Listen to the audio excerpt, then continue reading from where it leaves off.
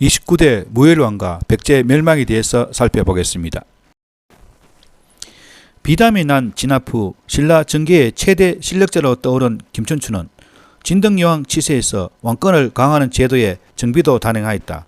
이때 신라의 중앙 간서 조직은 크게 확충되었는데 651년에는 재정 지출을 담당하는 창부, 입법과 형벌을 관장하는 자리방부를 창설하였으며 국가 기물을 총괄하는 최고 집행기구로서 집사부가 개설되었다. 위에서 언급된 당의 복식 도입을 주도하고 집사부의 설치를 건의한 사람도 역시 김춘추였다. 654년 진덕여왕이 성하하면서 비로소 성골 혈통이 완전히 끊기자 어쩔 수 없이 진골중에서 왕을 추대해야 하는 순간이 왔고 화백회의가 열렸다. 여기서 김춘추 대신 당시 상대등이었던 알천을 왕으로 추대하자는 의견도 약간 있었지만 자신감이 없었던 알천이 건강이 좋지 않음 등을 이유로 스스로 양보하는 식으로 물러나 김춘추가 순조롭게 첫 번째 진골왕에 올랐다. 할아버지 진지왕이 폐위당한 지 76년 만의 일이었다.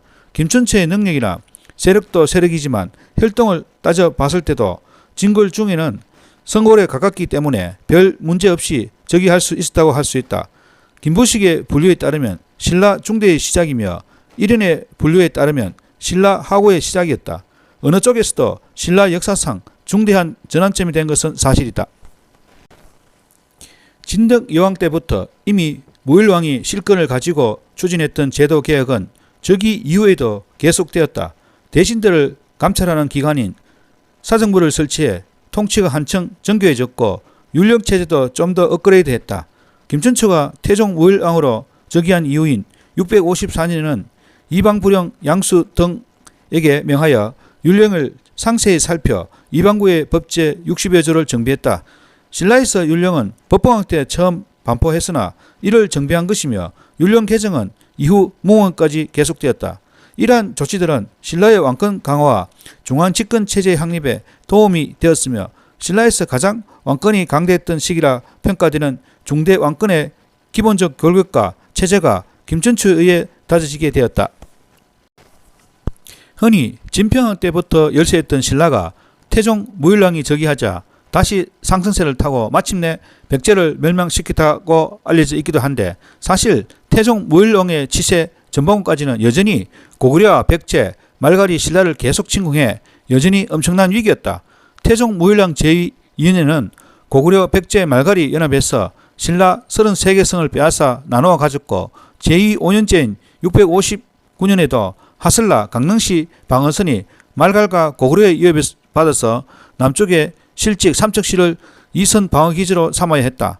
태종 무일왕도 세 나라의 연합군을 처단하기 위해 655년부터 당에 지원군을 요청하는 사신을 보냈으나 아직까지는 연락이 없었다. 일단 당의 감신사는 어디까지나 백제보단 고구려 정복이었는데 신라청은 고구려와 같은 편이자 고구려의 후방에 위치한 백제가 걸릴 돈이 되므로 고구려보다 먼저 멸망시켜야 한다는 것을 어필하고 있었고 실제로 백제 의장은 650년대 들어서 대놓고 반당으로 돌아섰기 때문에 설득력이 있었다. 그러나 650년대 중후반 당시 당은 당태종 및 장성 무기로 대표되는 관령 집단 출신 개국공신 세대가 저물고 척전무후와 그녀를 돕는 신진 세대로 세대교차가 한창 진행 중이기 때문에 태종이 쭉 해왔듯 고구려 직공을 계속하는 것과 일단 백제로부터 공격한 후 고구려 공략 둘 중 뭐가 먼저일지 아직 정하지 못하고 원정군 파견 결정을 미뤄두고 있었다. 그래서 삼국사기에는 이 무렵 태종 무일왕이 근심하는 빛이 얼굴에 드러나 있었다고 기록하고 있다. 겨울 10월에 왕이 조정에 앉아 있는데 당에 군사를 요청하였으나 해보가 없었으므로 근심하는 빛이 얼굴에 드러나 있었다. 그러나 659년 10월 태종 무일왕의 꿈에 앞서 죽은 신하인 장충과 파랑이 나타나 당에서 내년에 백제를 친다고 합니다 라는 보고를 하고 사라졌다고 한다. 태종 무일왕은 두 사람의 추모하는 불교의식을 거행했고 그 자손들에게 호환상을 내렸으며 한산주에 장의사라는 절을 세워 이들의 명복을 빌게 하였다. 물론 실제로 귀신이 나타나 정보를 알릴 수는 없고 그만큼 양국의 이해관계가 극적으로 맞아떨어졌음을 이후 일화로 각색한 기록이다.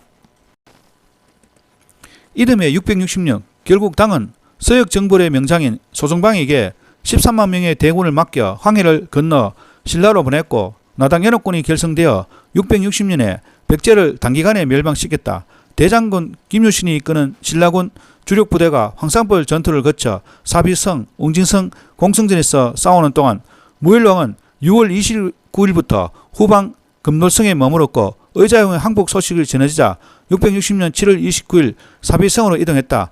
8월 2일에 열린 정식 항복식에서 의자왕이 직접 따르는 술잔을 받고 과거 대하성 함락 때 백제군에게 성문을 열어주고 백제에 통한 배신자 검일과 모척을 처단해 딸 고타스와 사이 김포석에 복수를 했다. 그러나 백제 수도권을 속전속결로 공격해 무너뜨렸지만 아직 백제의 각 지방에는 여전히 지방 세력이 남아있었고 백제 남쪽 각 지방에서 부여복신, 도침 등이 이끄는 백제 부흥운동이 일어났다.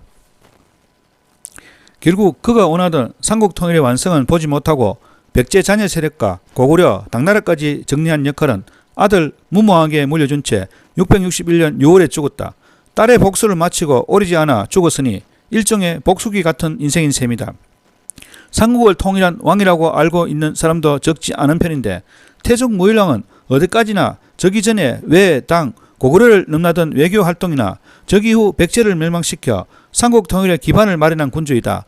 백제 잔존 세력을 완전히 정리하고 고구려를 멸망시키며 당나라 군대를 격파해 신라의 삼국 통일을 완수한 사람은 그의 아들 무모왕이다.